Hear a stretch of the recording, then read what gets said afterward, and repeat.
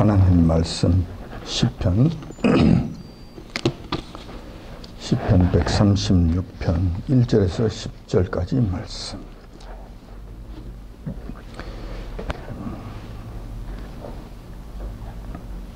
오늘 하나님의 말씀 시편 136편 1절에서 10절까지 말씀. 자신 줄 알고 제가 받들어 봉독하겠습니다. 여호와께 감사하라. 그는 선하시며 그 인자심이 영원하미로다. 모든 신에 뛰어나신 하나님께 감사하라. 그 인자심이 영원하미로다. 모든 주에 뛰어나신 주께 감사하라. 그 인자심이 영원하미로다.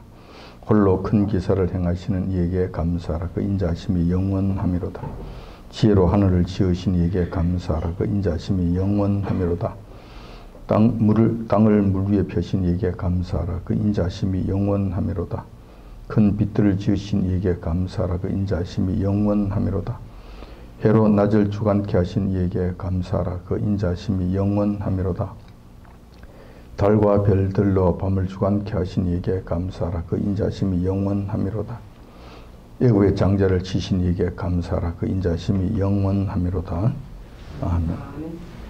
오늘 본 말씀을 중심으로 해서 무엇을 감사할 것인가 라는 제목으로 말씀을 나누고자 합니다.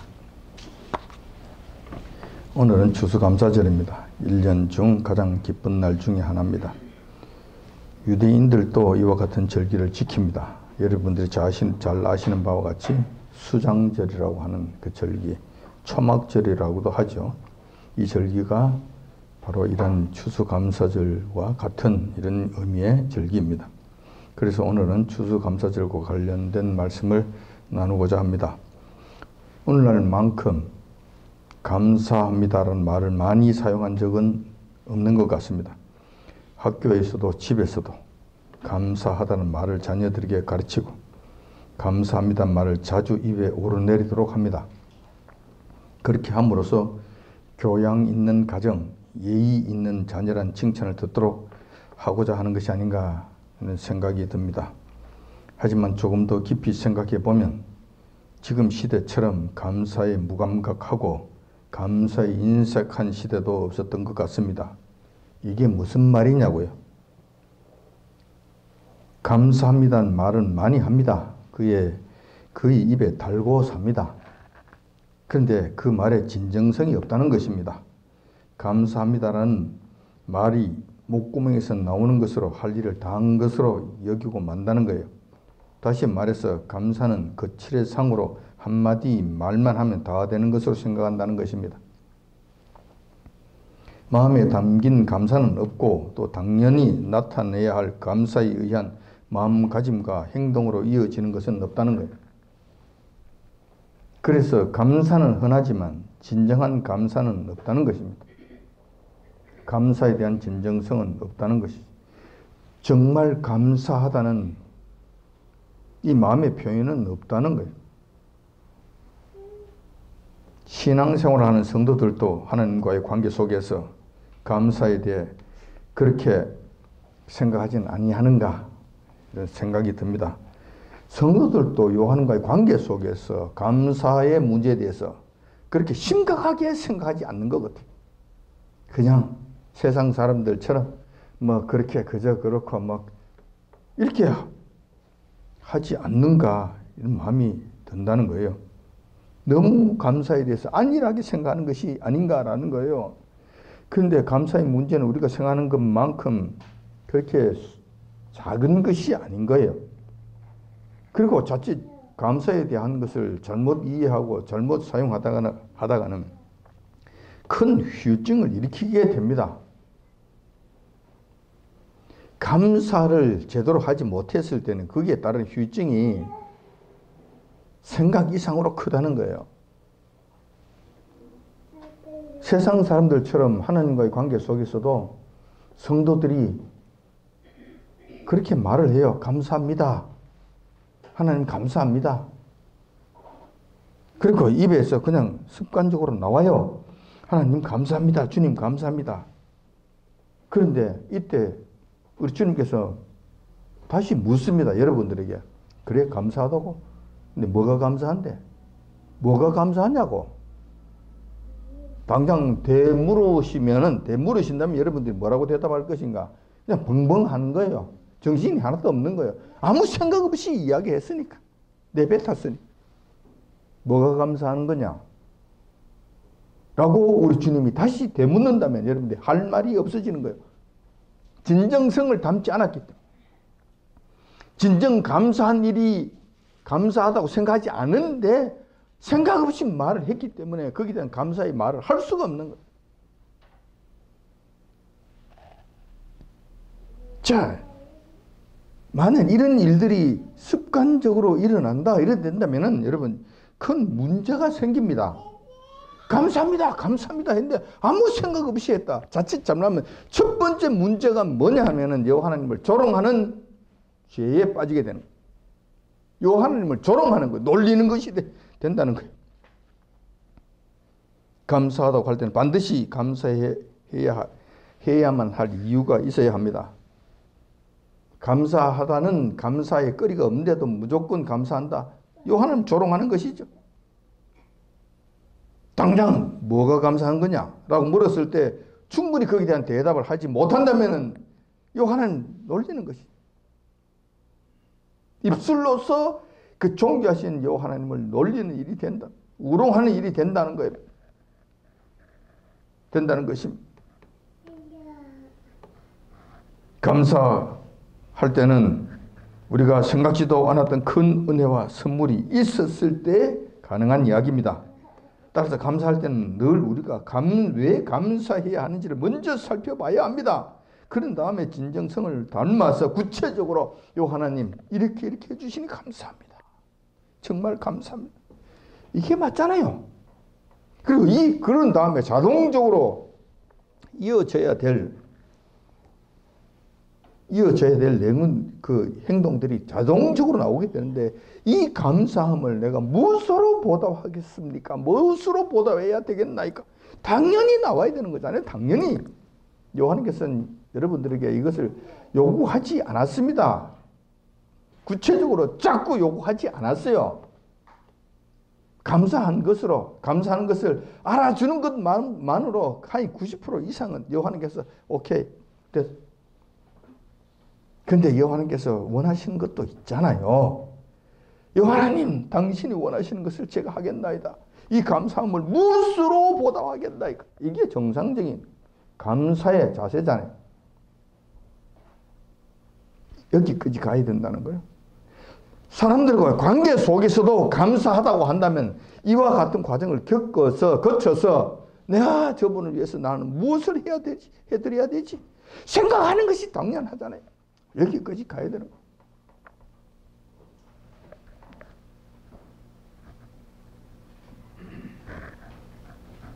그러므로 감사할 때는 하나님 앞에, 특히 하나님 앞에 감사를 할 때는 감사와 더불어서 경배가 같이 가야 된다는 거예요.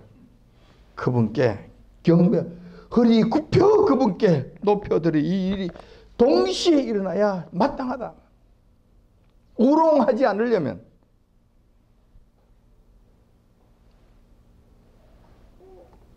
또 두 번째 문제가 있습니다. 마땅히 드려야 될 감사를 제대로 하지 않으면 어떤 문제가 생기는가? 두 번째 감사에 관한 우리의 오해가 있어요. 이것도 참 큰 문제입니다. 이 두 번째 문제는 어떤 문제냐 하면은 여호와 하나님께 드려야 될 감사를 마땅히 제대로 드리지 않는다. 그러면 여호와 하나님께서 베푸시는 은혜에 대해서 지금 어떻게 내가 취급을 한다는 것인가 라는 거예요. 여호와 하나님께서 우리에게 베푸신 은혜가 크지요. 큰데 여기에 대해서 정상적으로 마음을 진정성을 담아서 감사를 하지 않는다. 그러면 그 은혜를 지금 뭐 하겠다는 겁니까? 지금 내 것으로 만들겠다는 것 아닙니까? 목구멍으로 그냥 마지 못해서 주의요. 그리고 끝나버렸다. 이러고 다 할 것을 다 했다. 그럼 진짜 그 은혜가 베풀으신 그 크신 그 감사함의 그 내용들은 어떻게 되는? 공중에 날아가든가 안 그러면 그게 내 것이 되는 거야. 내 걸로 만드는 거야. 내 의가 되는 것이지. 내가 잘했어. 내가 열심히 했어. 내가 했잖아. 내가 열심히 풀도 뽑고 열심히 약도 치고 열심히 돌봤더니면 감이 이렇게 많이 달렸어. 네, 교인이니까 할 수 없이 저는 감사합니다. 목구멍이 나는 말 한마디 하고 나머지는 실질적으로는 그것은 내가 한 거야. 내가 열심히 해서 그런 것이지. 이름으로 인해서 여호와께서 베푸신 은혜를 내가 도적질하는 이런 결과가 생기게 된다. 감사를 잘못할 경우에 이런 큰 부작용이 생기게 된다는 것입니다. 부작용과 이 후유증이 생각보다도 크다는 겁니다. 반면에 나의 의의는 점점 쌓여져 가겠죠.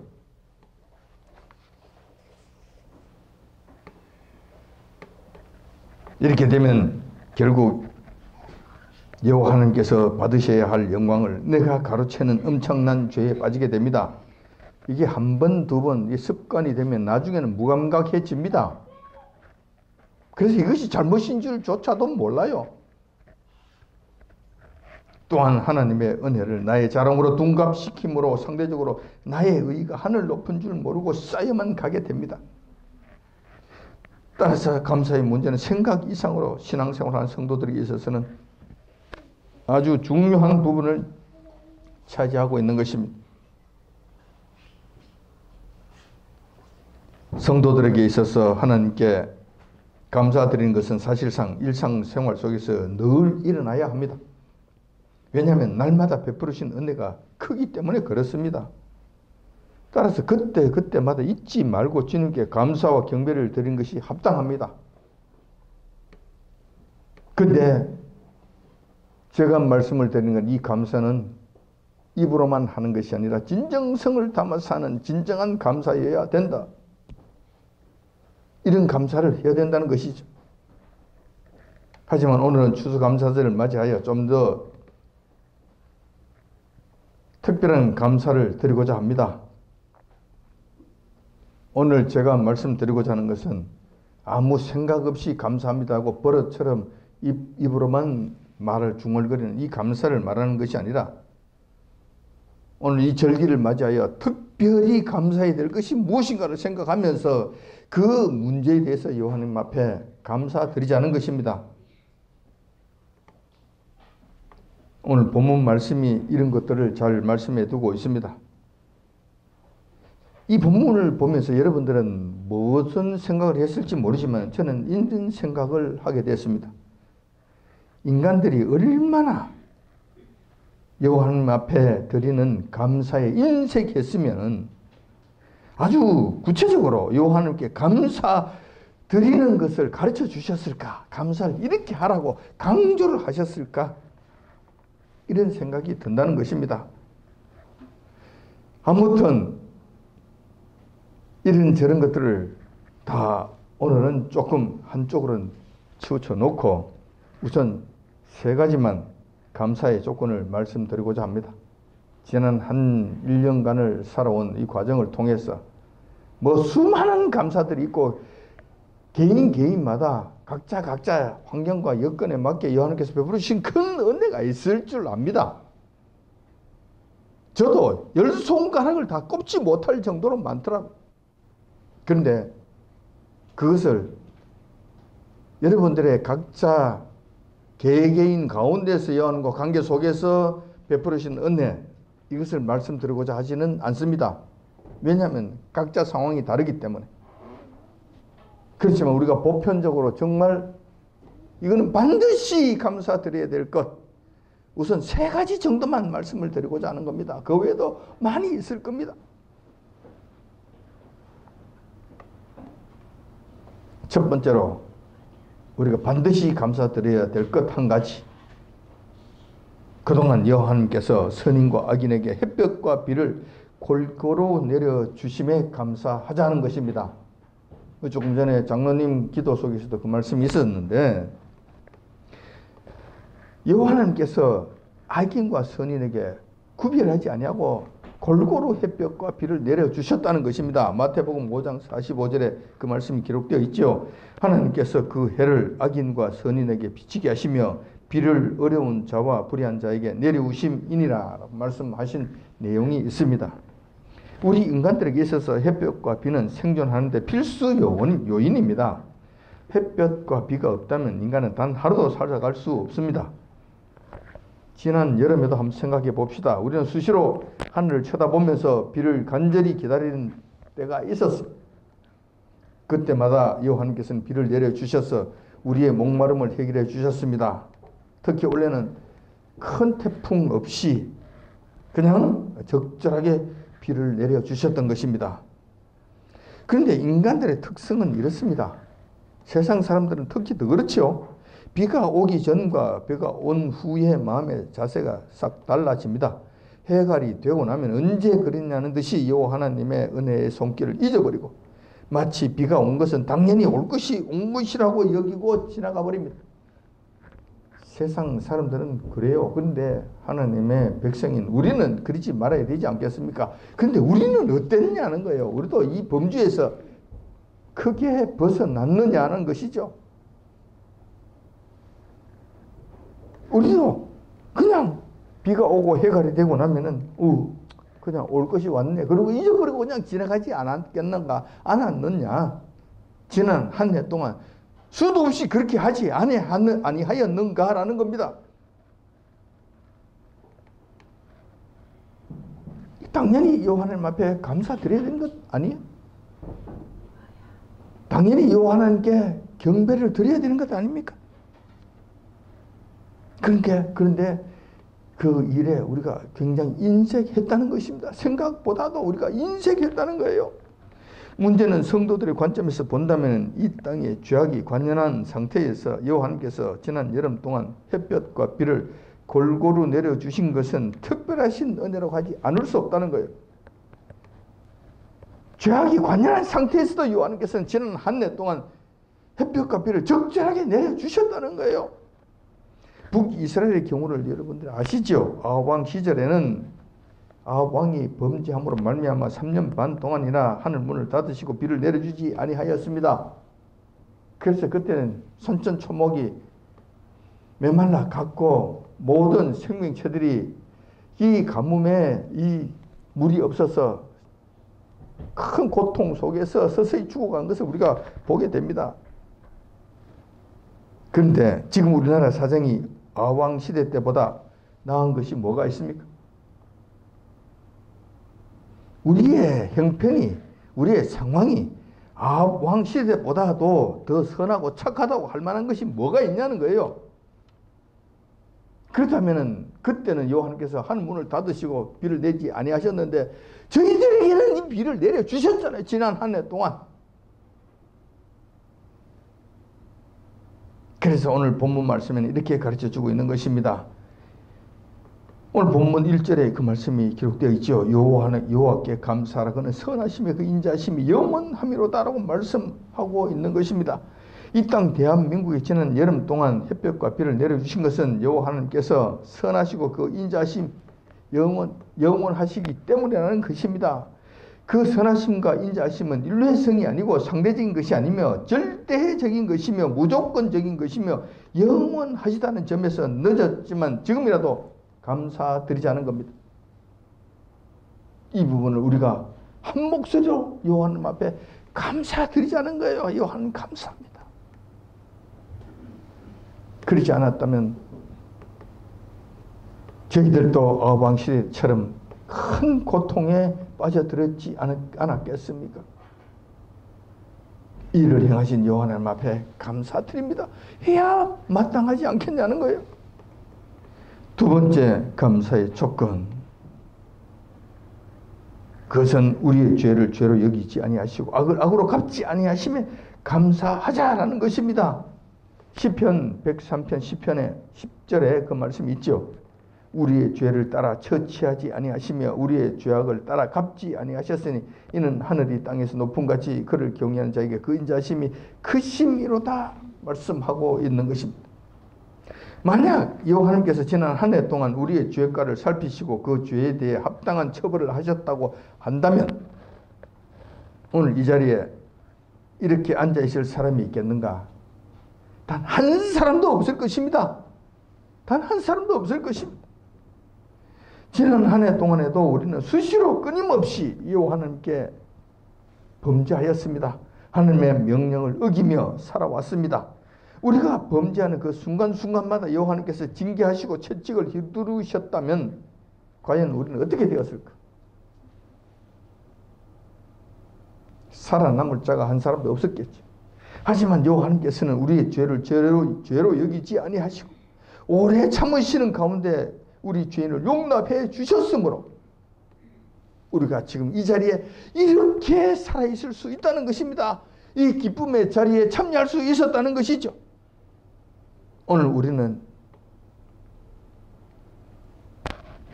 여호와 하나님의 이러한 크신 은혜로 기쁨을 누리는 자리에 참여하게 해주신 데 대해서 감사합시다. 그분께 영광과 존귀를 올려드립시다.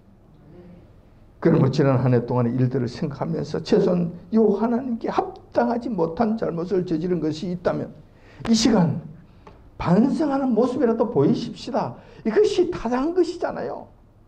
이것이 마땅한 것이잖아요. 하나님 앞에 합당하지 못한 일들이 있다면 이 시간만이라도 주님 제가 잘못했습니다. 이거 정말 잘못했네요. 반성하는 모습이라도 있어야 되지 않겠습니까? 그리고 다시는 그런 잘못에 참여하지 않겠다고 다짐해 봅시다. 하나님 다시는 그러지 않겠습니다. 작심삼일이라 하더라도 지금 이 순간만은 하나님 앞에 다짐하자는 거예요. 다짐하자는 거예요. 이것이 옳은 것 아닙니까? 이것이 감사의 한 방편 아니겠습니까? 감사의 연장선 아니겠습니까? 우리가 진정으로 여호와 하나님 앞에 진정성 있게 감사하는 모습이 아니겠습니까? 그렇게 하자는 것입니다. 세 번째 감사의 조건. 세 번째 감사의 조건은 가을에 풍성한 수확을 주심에 감사드리자는 것입니다. 오늘 본문 136편, 시편 136편 25절에 그 말씀이 있죠. 모든 육체에게 식물을 주신 이에게 감사하라. 그 인자하심이 영원하미로다라고 강조하고 있습니다. 무슨 말씀입니까? 모든 생명체, 그러니까 인간들을 비롯한 이 땅의 모든 생명체들은 음식이 필요합니다. 소는 풀을 먹어야 살 것이고 맹수들은 약한 짐승들을 먹이로 삼아야 살아갈 수 있습니다. 물론 인간들도 생존하려면 무언가 먹어야 합니다. 그런데 그 수많은 이 땅의 생명체들에게 그 많은 먹이를 누가 공급하느냐는 것입니다. 누군가 공급해 줬기 때문에 먹고 살아가는 것 아니겠습니까? 누군가. 그런데 그런 일을 행하시는 분이 바로 여호와 하나님이시라는 것입니다. 그분이 다 먹이시고 입히신다는 것입니다. 물론 세상 사람들은 이것을 인정하지 않습니다. 여호와 하나님이라고 하지 않습니다. 이런 일들을 행하는 어떤 것이 있는데 그것은 바로 자연이 그러한 것을 행했다고 그럽니다. 자연이 모든 그 짐승들에게 먹을 것을 공급해 주었다고 합니다. 인간들에게 먹을 것을 준다고 합니다. 자연이 그렇게 했다고 이야기합니다. 얼마나 이게 어리석은 일입니까? 자연이 생명이 있습니까? 생명이 없는 자연을 마치 생명이 있는 것처럼 떠들어댑니다. 인격이 있습니까? 자연이 무슨 인격이 있습니까? 말도 하지 못하는데. 네, 그 인격이 없는 자연을 마치 인격이 있는 것처럼 대우해 줍니다. 자연이 무슨 능력이 있습니까? 자연은 그냥 그대로 있는 거예요. 그대로 있는 건데 그것이 마치 무슨 능력이 절대적인 능력이 있는 것처럼 자연을 마치 전능하신 하나님인 것처럼 떠들어대는 것입니다. 이것이 바로 우상숭배라고 하는 것입니다. 마땅히 여호와 하나님께 올려드려야 할 영광을 자연이라고 하는 피조물에게 돌리는 것입니다. 바보도 이런 바보가 없고 미련한 것, 이렇게 미련할 수가 없는 것이 인간이 이러합니다. 인간이 갈수록 이런 일들이 더 심각해지고 있어요. 지식이 발달하고 과학이 발전하면 할수록 이런 자연에게 영광을 돌리는, 자연이라고 하는 피조물에게 영광을 돌리는 이런 일들이 극심하게 심해지고 있다는 것. 참 묘한 일이 아닐 수 없습니다. 올 한 해도 지금 여러분들이 보시는 바와 같이 풍성한 열매를 여호와님께서 내려주셨습니다. 그렇지 아니하셨다면 먹을 것을 얻지도 못하였을 거고 또 오늘처럼 이렇게 풍성한 것을 맞이하지도 못했을 것입니다. 그 대신에 굉장한 어려움에 빠져들게 되었을 것입니다. 먹을 것이 없기 때문에. 여기서 우리가 생각해야 할 점이 한 가지 있습니다. 조금 전에도 제가 잠깐 언급해 드린 것과 마찬가지로 과연 우리가 여호와님께 이러한 풍성한 과실을 얻을 만한 자격이 있는가 하는 점입니다. 여러분들이 아시는 바와 같이 도무지 그런 자격이 없지요. 악은 점점 더 쌓여져 가는데 이러한 여호와님께서 풍성한 은혜를 내려주실 이유가 전혀 없는 것 아닙니까? 아무리 생각해봐도 지금 우리가 누리는 풍성함은 과분한 것입니다. 이 땅의 죄악을 보았을 때 저와 여러분들이 여호와님 앞에 신실하지 못한 점들을 봤을 때 지금 우리가 누리는 풍성함은 과분한 것입니다. 이러한 것은 우리가 누리기에는 과분한 것입니다. 이 땅의 죄악이 하늘에 사무치는 모습을 보십시오. 그것도 모자라서 매일같이 악 위에 악을 더 쌓는 모습을 보십시오. 뿐만 아니라 이 땅의 교회들까지 아직까지도 자신들의 잘못을 인정하지 아니하고 회개치 아니하고 버티고 있는 모습을 보십시오. 이렇게 되면 여호와 하나님에 대한 은혜를 바라는 것은 사실 무리입니다. 그분께서 이런저런 은혜를 베풀어 주실 것이라고 생각하고 기대하는 것 자체가 무리입니다. 이게 안 된다는 이야기죠. 대신 여호와님께로부터 내려오시는 것은 은혜가 아니라 진노하시는 채찍이실 것입니다. 그럼에도 불구하고 이 자격 없는 대한민국과 한국교회에 지금과 같은 가을의 풍성한 추수를 허락해 주셨다는 점에서 우리는 감사해야 될 것입니다. 그분께 진정으로 감사드려야 될 것입니다. 이런 일들을 바라보면서 우리도 세상 사람들처럼 기고만장할 것인가? 하나님께서 해주셨네. 죄를 지어도 괜찮네. 그래서 또 이렇게 해줬잖아. 그러니까 뭐 그냥 그렇게 가는 것이지. 이러면서 기고만장할 것인가? 내가 잘해서 그런 것으로 우리 교회가 잘했어 이런 것으로 기고만장할 것인가? 그 알량한 전도 몇 번 했다고 성교비 몇 번 줬다고 우리 교회가 여호와를 위해서 이러한 할 만한 일들 했으니까 여호와께서 이렇게 베풀어 주시는 것 아니야. 이런 식으로 기고만장할 것인가? 여호와님 앞에 이런 패륜적인 행동을 할 것인가?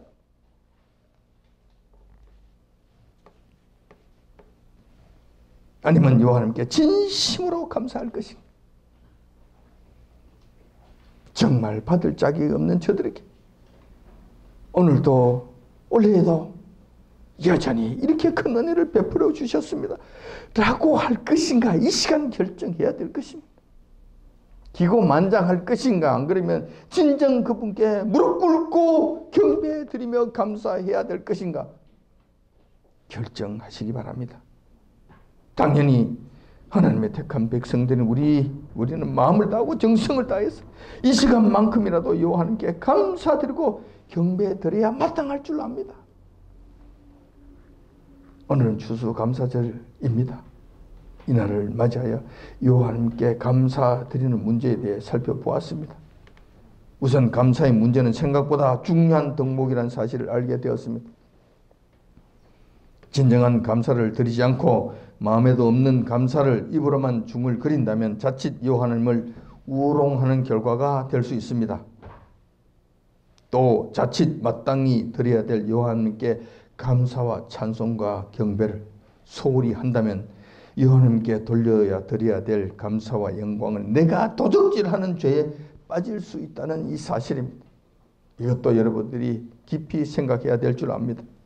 이렇게 중요한 감사를 다시 한번 생각하면서 오늘만이라도 최소한 3가지는 감사드렸으면 합니다.